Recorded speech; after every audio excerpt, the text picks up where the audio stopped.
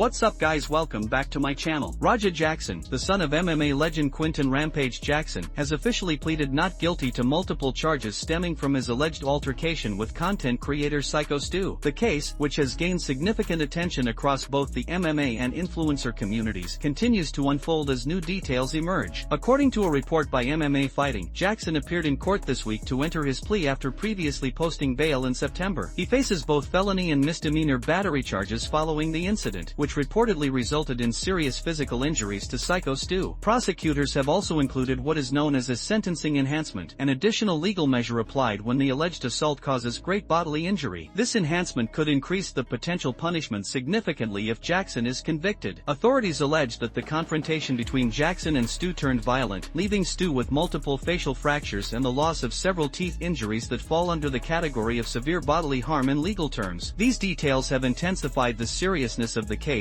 elevating what could have been a routine assault charge into one with far more severe legal implications. The incident reportedly occurred several weeks ago, and soon after, Raja Jackson was taken into custody before posting bail. Since his release, he has maintained silence on social media, avoiding public discussion of the matter. The only statements circulating have come from those close to the situation and from Stu's own social media posts, where he shared photos and updates about his injuries and recovery process. Legal experts following the case note that the not guilty plea sets the stage for a potentially lengthy court process. Jackson's defense team will likely argue either self-defense or a lack of intent to cause such significant harm, while prosecutors will aim to prove that the injuries inflicted were deliberate and excessive. If found guilty on both counts, including the enhancement, Jackson could face up to 7 years in state prison. The MMA community has been divided in its response. Some fans express sympathy for Rampage Jackson's son, emphasizing that young athletes often face intense scrutiny and pressure. Others, however, have voiced concern about violence outside the octagon, calling for accountability regardless of family name or fame. As of now, no official statement has been released by either Raja or Rampage Jackson regarding the ongoing legal battle. The next court hearing is expected to determine whether the case proceeds to trial. Fans and media outlets alike continue to monitor developments closely as the story unfolds. Before we jump into the next story, we have a small favor to ask. If you're enjoying the content, please give this video a like, subscribe to the channel, and tap the bell icon. It really helps us out and ensures you'll never miss an update. Move on to another news. Boxing legend Mike Tyson recently opened up about why he never considered joining the UFC, taking direct aim at the promotion's pay structure and fighter compensation. During a candid interview with rapper Fat Joe, Tyson made it clear that stepping into the octagon was never appealing to him, not because of fear or skill differences, but because of money. When Fat Joe asked Tyson whether he could imagine himself as a UFC fighter during his prime, Iron Mike wasted no time explaining why it wouldn't have made sense financially. The biggest UFC fighters, 5 of them combined, couldn't match what I made in one fight, Tyson said bluntly. It just wasn't worth the pay. I wanted to be the biggest fighter, to earn the biggest purses, to be the biggest name. I wanted all of that. Tyson's comments highlight an ongoing and widely debated issue in combat sports: fighter pay disparity. While UFC fighters compete under the biggest brand in mixed martial arts, many have long voiced frustration over low earnings compared to boxing's top stars. Tyson, who became a global icon in the late 1980s and early 1990s, routinely earned tens of millions of dollars per fight, figures that still dwarf what even the UFC's most marketable champions make today. The former heavyweight champion went on to say that for him, fighting was never just about competition, it was about financial dominance and legacy. I wanted to be the biggest thing in the world, not just in sports, Tyson said. If I'm going to fight, I want it to be worth it. His words reflected the mindset that made him one of the most financially successful athletes in history, even amid the ups and downs of his career. Following Tyson's comments, combat sports attorney and analyst Eric McGracken publicly agreed with the boxer, citing the Muhammad Ali Boxing Reform Act as a key reason boxing remains more lucrative for its stars. Well said, Mike, McGracken wrote. And that's thanks to the Ali Act. Protect it. Expand it. Sign the petition. The Ali Act, passed in 2000, was designed to protect boxers from exploitation by promoters, ensuring financial transparency and fairer revenue sharing, protections that UFC fighters currently lack. Tyson's words have reignited the debate around fighter rights and compensation within mixed martial arts. As one of the most influential figures in combat sports history, his criticism carries weight. Whether his comments will help push forward changes to fighter pay or the expansion of the Ali Act to MMA remains to be seen, but one thing is clear: Mike Tyson has no regrets about never stepping into the UFC cage. Move on to another news. Former two-division UFC champion and current analyst Daniel Cormier has made a bold statement that's caught the attention of the MMA world. If Alex Pereira were to defeat John Jones in a potential heavyweight super fight, he could rightfully be considered the greatest fighter in UFC history. Speaking on his YouTube channel, Cormier acknowledged that UFC president Dana White may not be too keen on the idea of Pereira moving up to heavyweight. However, he believes that such a matchup would be a defining moment not just for Pereira's career but for the sport as a whole. If Alex Pereira beats Jon Jones at heavyweight, Cormier said, he would cement himself as the greatest of all time. He would surpass Jones because he would have defeated the man many already consider the GOAT. Cormier went on to explain that Pereira's meteoric rise through the UFC ranks has already been nothing short of historic. Alex is 38 years old, and at this stage of his career, he's probably thinking, what's next? How do I make another statement that I'm the guy? Cormier noted. If he can go up and beat Jon Jones, the former light heavyweight and current heavyweight champion, he would accomplish something no one else has ever done. In one of the most accelerated timelines we've ever seen, Pereira has gone from making his UFC debut to becoming one of the sport's most dominant figures. Alex Pereira's journey from kickboxing champion to two-division UFC title holder has already secured his place among the elite. But as Cormier suggests, a victory over Jones would elevate him into an entirely new stratosphere, one where the debate over the greatest of all time might finally shift in his favor. UFC commentator and analyst Laura Sanko echoed Cormier's sentiment during a recent conversation with journalist Mike Bone. She expressed excitement at the idea of Pereira continuing to chase history. For Alex, he's already done extraordinary things, Sanko said. As fans, we just want to see how far he can push the limits. How incredible can he really be? I'd love to see him at heavyweight at some point. Even if it's not his next fight, the idea of him competing for a third title is insane. While Jon Jones has remained relatively quiet amidst personal challenges and ongoing speculation about his future, the thought of a showdown with Pereira continues to stir excitement among fight fans. Should that fight ever materialize, and if Pereira were to emerge victorious, Daniel Cormier's bold prediction might not just be hyperbole. It could mark the coronation of a new UFC GOAT. Move on to another news. Former UFC champion Frankie Edgar has received his full fight purse despite his scheduled bare-knuckle fighting championship (BKFC) debut being cancelled at the last minute. The news was confirmed by BKFC president Dave Feldman, who spoke with MMA Fighting about the situation and addressed the circumstances surrounding Edgar's withdrawal. Frankie Edgar, one of the most respected veterans in mixed martial arts, was set to make his highly anticipated bare-knuckle debut, marking his first fight since retiring from the UFC in 2022. However, just days before the event, the bout was abruptly called off for undisclosed reasons. The decision sparked confusion and disappointment among fans who were eager to see how the former lightweight champion would perform under the BKFC banner. In his statement, Feldman clarified that while the promotion had to make a difficult call, the organization made sure Edgar was compensated fairly. Honestly, I don't even know if he wants to fight with us again, Feldman admitted. I think he's a little upset with us, and maybe he should be, but at the end of the day, we were looking out for his best interests. Feldman went on to explain that BKFC's primary concern was Edgar's safety and long-term well-being. He's getting a very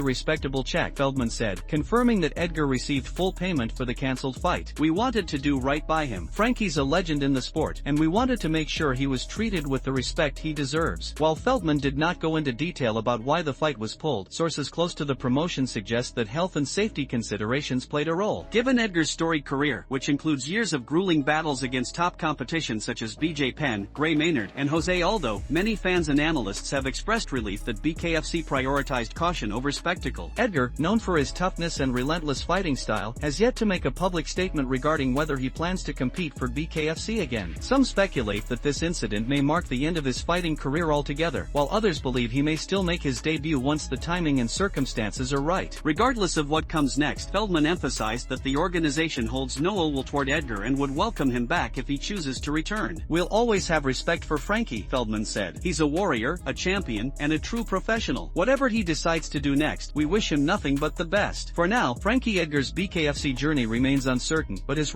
Move on to another news. UFC President Dana White has been forced to cancel one of the most anticipated bouts on the upcoming UFC Rio card after a last-minute injury forced heavyweight contender Muhammad Usman to withdraw from his scheduled fight against Valter Walker, the younger brother of UFC light heavyweight star Johnny Walker. The sudden development has left fans and fighters alike disappointed, especially with the event set to take place in front of a passionate Brazilian crowd. According to a report from MMA Fighting, Usman was forced to pull out of the matchup due to an undisclosed injury suffered just days before weigh-ins. The withdrawal effectively left Walker without an opponent, putting UFC officials in a difficult position as they scrambled to find a last-minute replacement. However, with the timing so close to fight night, it appears the promotion had no choice but to cancel the bout entirely. Brazilian reporter Lert Viana first broke the news on social media, confirming the unfortunate update. Important change to the UFC Rio card, he wrote. Muhammad Usman is injured and out of his fight against Valter Walker. There is still no information on whether the organization will find a new opponent for the Brazilian. What a disappointment for the fans. The report was later corroborated by several MMA journalists, including Adam Martin, who added, "Damn, lost a fight for UFC Rio." For Valter Walker, this is a particularly frustrating setback. The rising heavyweight prospect has been gaining serious momentum with back-to-back submission victories that quickly made him one of Brazil's most talked-about up-and-coming fighters. His scheduled bout with Usman was viewed as a key opportunity to break into the UFC's mainstream spotlight and potentially enter the rankings. Fans were especially eager to see the clash between two fighters with strong MMA family legacies.